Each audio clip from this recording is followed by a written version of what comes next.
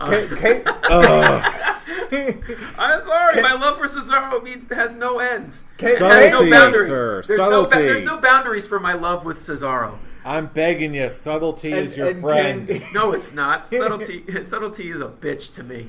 Kane played a game throughout the night. I'm not. Yeah. We have the explicit audience for a reason. Yes. Kane came in and just completely destroyed Finn Balor, much to everyone's anger still. Continuing from what happened last week. Kane came out and throughout the night decided to destroy everybody that he saw. He destroyed Daniel Bryan. He ended up destroying Seth Rollins in an actual match. Dr. Shelby, where are you? Played a game called Fuck help. Daniel Bryan. That's it. That's back again, is it? Daniel Bryan's on my screen. Oh, Kane, hello. Fuck you. Yeah, this is the more I think about it, the more I realize, you know what? This is really Tarek's kind of Monday Night Raw, if you think about it. Kane's killing everybody. Finn Balor is facing Cesaro. Samoa Joe's killing folks. Braun is brawning. That's it. Well, I actually got something to say about the Braun returning, but we'll cross that bridge when we come to it. But yeah, Kane not destroy. He put on a good match with Seth Rollins, and granted, Cesaro came back. Sheamus and Cesaro came back, took out Dean Ambrose. I got to see my man Cesaro some more. Kane completely no-sells the Dirty Deeds. That was fun. Well, yeah, it's Kane. And Tombstone, I liked the Seth Rollins crawling on top of Dean Ambrose to try to hashtag, air quotes, protect Dean Ambrose from Kane like you can. That's it. And see, I get why people are so upset. It's like, oh, he's a 50-year-old Kane taking down your future talent. But it's obvious what they're doing. They're preparing him for Braun. Because we all know that Braun's going to kill him. But what I like about it is, this feels like 90s Kane. Kane does not give any shit what's going on. You get in his path, he will destroy you. Same thing like he was when he first took the mask off back in the early 2000s. Back when when he feuded with the Undertaker with the world title when they brought Paul Bearer back. I feel like this version of Kane is like the one where before he started talking. Except that he's still talking. He's still talking, but it's the Kane from before when you didn't. The only thing you knew is that he wants to go up against Braun. Other than that, he's just killing folks. He's just going out and killing random people, not really giving a reason why, just doing it. We all know he cut one promo saying, "I'm the only monster here." Good. It's about damn time.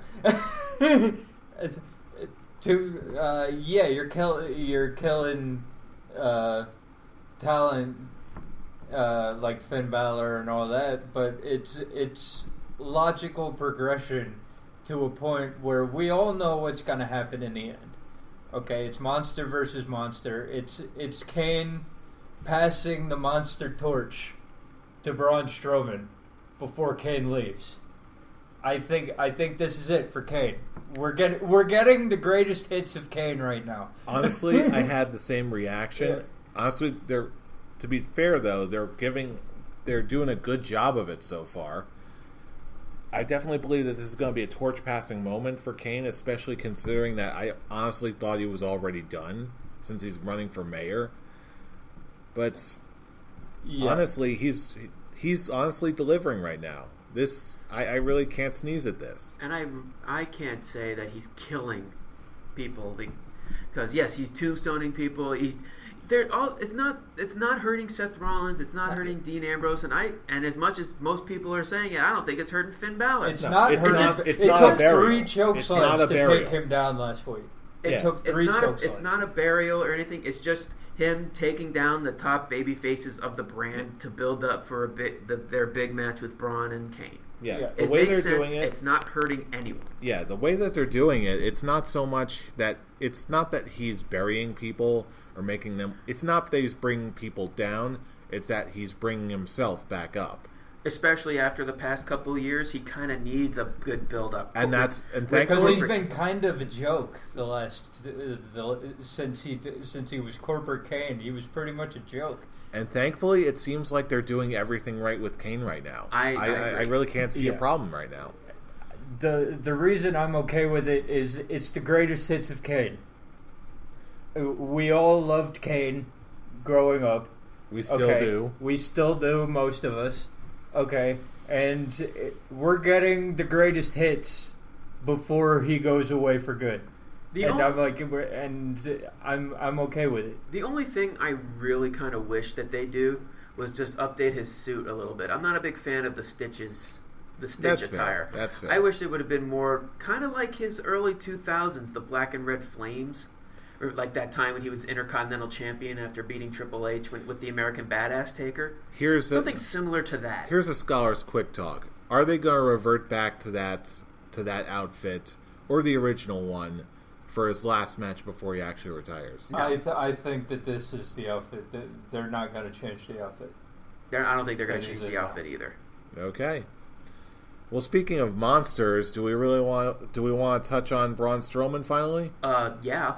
Yeah. I thought this whole segment was great.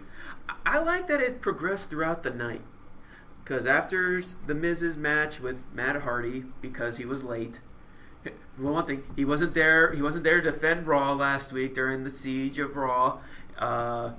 He showed up late, and Kurt Angle being pissed off after the verbal beatdown that he got from Stephanie. He's like, "You're going to be thrown in a match, and you're going to and it's going to be for the Intercontinental title." When Miz asked who it was, "Oh no, if you showed up early, I would have told you, but now you have to wait and see." Oh, is this going to be someone great he's going to face? He's probably going to. I wonder if he's going to face someone huge. Maybe I don't know, someone like Finn Balor if they didn't announce the singles match. Someone who could put up a challenge. But no, we got Matt Hardy, and that pretty much. Hey, it was a good match. I will say that. I was going to say Matt Hardy delivered. It was a good match, but it was one of those things where now you know Miz is not losing. I don't know. I sort of had a moment. Matt Hardy there. was never winning that match. Yeah, he was never winning. I wish it was someone who actually looked like, they actually may drop the Intercontinental title. It could be someone who actually would be an interesting choice to face Baron Corbin at Survivor Series. But no, it's Matt Hardy. I'm like, nope, they're keeping The Miz versus Baron Corbin. Okay, keep that Intercontinental title on him. It's obviously they're just saving Matt Hardy for when Jeff comes back, which is a goddamn shame because Matt can do so many things on his own. Yeah, broken Matt. Why not? Yeah, and just given the way that he was presented, they introduced both Miz and Matt Hardy in a way that sort of gave it a big match feel, which, to me personally, both the way they presented it and what I remember of Matt Hardy and the hot streak he's been on in the past, it sort of put the slightest twinge of doubt in my mind. Like, wait, are they actually going to do something tonight, or is this just a red herring? What do I think? But either way, I still enjoyed this match very much, and it didn't hurt anything at all in my mind. It was a good match, but I never. I knew the destination. It was just the journey getting there, and it was just okay. And then you knew something was gonna happen when Kurt Angle went, "You better not leave or you'll regret it." Well, it's not even. I was like. Well, they had to show the reason for the reason for him leaving, because when he showed back up to his locker room, all they saw was a bag of trash, and immediate thought, Braun's back. Oh God. Oh, you're crazy, Miz. You're worrying about it too much. In my opinion. Actually, no. Let's talk about what happened throughout that night. Miz is so worried that he sees a bag of trash. His immediate thought is Braun Strowman. Okay. Yeah, I'd run too. And then he goes to Kane. He's like, "You guys got? I think Braun's back." Well, Kane goes, "If Braun's back, he knows where to find me." Oh, I'm glad we're on the same team. Team? You're on your own. It goes to Sheamus and Cesaro. Pulls the same ordeal. We're on the same team. No, we're not on the same team. You're on your own, Miz. Calls Curtis Axel. get Bo, get the stuff together. We're out of here right now. And Kurt's like, you guys aren't going anywhere. You're staying till the end of the show. And once the show is over, after Mickie James versus Alexa Bliss for the women's title, they try to leave. A garbage truck shows up. A red garbage truck shows up. And out of the garbage truck comes Braun Strowman to chase them outside and just completely destroy Curtis Axel. And quite possibly the biggest babyface pop of, like, the year. Because, my God. Well, first, he power slams Curtis Axel. One more time. Oh, you want one more? Okay. Power slam. 2. One more time. Oh, okay. Power slam. 3. One more time. Okay. Bow. Power slam. Braun. And everyone's just going, Braun. Booker T says he power slammed him 5 times. You can't count Booker T. Braun. Who cares about counting and mathematics? Honestly, I feel like they just keep Booker T on just to make fun of him. Braun! And then all of a sudden the audience is chanting, table, table, table. Oh, you want a table spot? Okay. He picks Curtis Axel up on his shoulder, walks to the announcer's table, and then power slams him through the table, rips off his top. Braun! Do a big Braun reaction. I'm like, this is the greatest babyface return in a long time. Yeah, since the beginning of the show. Braun's brawning since brawning the best he's ever brawned. And as much as I loved it, I personally felt it was too soon to bring him back. Really? I actually felt like they should have been subtle about it, like him slowly returning. Him giving hint, like you see all the bag of trash in Miz's locker room. I would have gone one step further. He went into his locker room and the place was completely destroyed and have trash scattered all over the place. Have them think, like, what is this? Why is it like this? Slowly building up the fact that he may be back. Or maybe just have this be a one-time deal and then keep the show going as normal, building up to Survivor Series. Have Kane a part of the Survivor Series team. And then all of a sudden, while Kane's taking everyone out, Braun's music hits. He destroys Kane, and that takes Kane out of the Survivor Series match. I felt like Braun should have... 2 weeks wasn't enough for him. Was too soon, in my opinion. Maybe they're planning on having They're planning on having the match at Survivor Series. That's possibly the reason.